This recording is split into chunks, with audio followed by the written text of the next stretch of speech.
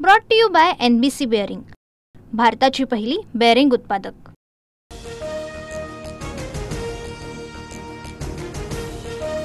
सोलापुरात उद्यापासून पूरग्रस्तांना मदत, 10 किलो तांदूळ गहू वाटप करणार। वीज पुरवठा देखील 2 दिवसांमध्ये सुरू करू, जिल्हाधिकारी कुमार आशीर्वाद यांची माहिती। सोलापूर, धाराशिव, अहिल्यानगरला 2 दिवसांचा रेड अलर्ट। माढा, मोहोळ, करमाळा तालुक्यात पूरस्थितीची शक्यता, नागरिकांनी संपर्कात राहावं, जिल्हाधिकाऱ्यांचं आवाहन। महाराष्ट्रामधल्या अतिवृष्टीच्या नुकसानीवर मुख्यमंत्री फडणवीसांची पंतप्रधान मोदींसोबत तासभर चर्चा, मोदींकडून मदतीचं आश्वासन, मुख्यमंत्र्यांची माहिती। पीएम केअर प्रमाणे तयार झालेल्या सीएम केअर फंडातले 600 कोटी कोरोनामध्ये खर्च करू शकले नाहीत, त्यांनी शहाणपण शिकवू नये, मुख्यमंत्री फडणवीसांचा उद्धव ठाकरेंवर पलटवार। धाराशिवमध्ये पुरामुळे लाखो हेक्टरवर नुकसान, मात्र जिल्हाधिकारी कीर्ती पुजार नवरात्रोत्सवाच्या कार्यक्रमात नाच गाण्यामध्ये व्यस्त, व्हिडिओ व्हायरल। नाचणाऱ्या जिल्हाधिकाऱ्यांच्या विरोधात शेतकरी आक्रमक, धाराशिव जिल्हाधिकारी कार्यालयाच्या बाहेर प्रतिकात्मक खुर्चीचं पूजन करून आंदोलनाविरुद्ध पोलिसांसोबत जोरदार बाचाबाची।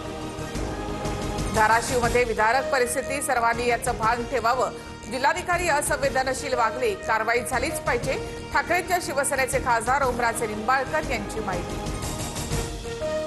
घरांमध्ये पाणी गेलेल्यांना 5,000ची तातडीची मदत सुरू, 10 किलो धान्याचं वाटप सुरू, धान्याची मदत अपुरी म्हणून मुख्यमंत्र्यांशी चर्चा सुरू, उपमुख्यमंत्री अजित पवारांची माहिती। शेतकऱ्यांना किमान 25,000चा पहिला हप्ता द्या, 2 ते 3,000ची मदत दिली तर शेतकऱ्यांची थट्टा होईल, ओला दुष्काळ जाहीर करा, जयंत पाटील यांची मागणी।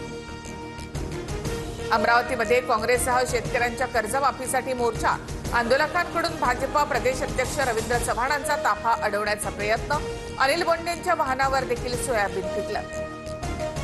नांदेडमध्ये गोदावरी नदीला पूरस्थिती कायम, 461 नागरिकांचं सुरक्षित स्थळी स्थलांतर, अनेक घरं पुराच्या पाण्याखाली, शेकडो हेक्टरवरील पिकं सडली।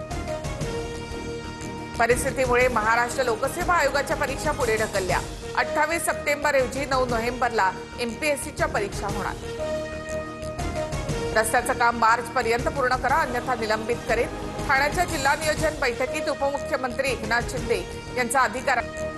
अतिवृष्टीचा मोसंबी बागांना मोठा फटका, छत्रपती संभाजीनगरमधील पिंपरी राजा गावातील शेतकऱ्याने मोसंबीच्या बागा कापून टाकली। सामाजिक कार्यकर्ते सोनम वांगचुक यांना अटक, लेहमध्ये हिंसाचार भडकवल्याचा आरोप खोटे असल्याचं वांगचुक यांचं स्पष्टीकरण। जळगावच्या सराफा बाजारात चांदीच्या दरामध्ये 3,500ची वाढ, चांदीचे दर GSTसह प्रति किलो 1,42,000वर, ग्राहकांमध्ये नाराजीचा सूर। Brought to you by NBC bearing, भारताची पहिली बेअरिंग उत्पादक।